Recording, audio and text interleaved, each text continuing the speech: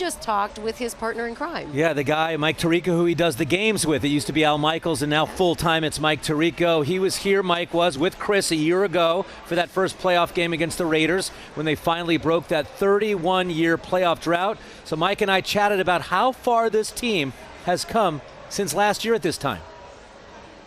It's fun to see. Now the Bengals have become a team that nationally people care about, are interested in. Joe Burrow's become a star. When you hear he's on TV, you want to stop and watch. And I don't just mean the people here in Cincinnati or in Ohio in general, but I think nationally. You get to a Super Bowl and it changes things. More on Joe Burrow. Obviously, you get to watch him play on the field, but you have the ability to meet him behind the scenes in some of these meetings. Just overall thoughts on the guy, the way he carries himself both on and off the field. He is so consistent. We were just talking to Joe and Zach Taylor about that exact topic. You look at quarterbacks and you try to assess so many things: arm strength, ability to run, process football, all that. And then there's that intangible of leadership that you can never quantify when assessing.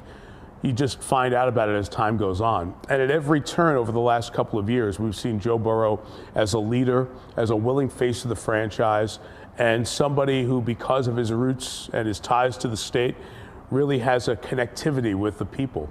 Ravens, Bengals. No Lamar Jackson. Tough defense, though. Third time they're playing him. When you look at this matchup, what are some of the areas that you're looking at as far as could decide this outcome? Yeah, Mike, it's an imbalance at the quarterback position. When Lamar Jackson, an MVP, unanimous MVP in the league, is out, it's big advantage Cincinnati. But what might counter that more in this game than other games are two things. One, the Ravens defense, excellent as everybody knows. And because everybody knows, that's the second part, the familiarity.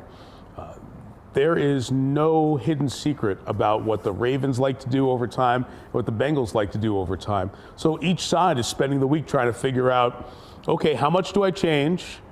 But at the end of the day, don't get away from what we do really well. And for the Bengals, that will be throwing the ball. And for the Ravens, it's trying to disrupt Burrow and this offense. If they can figure out a way to do it and get a turnover or two, they'll stay in a game.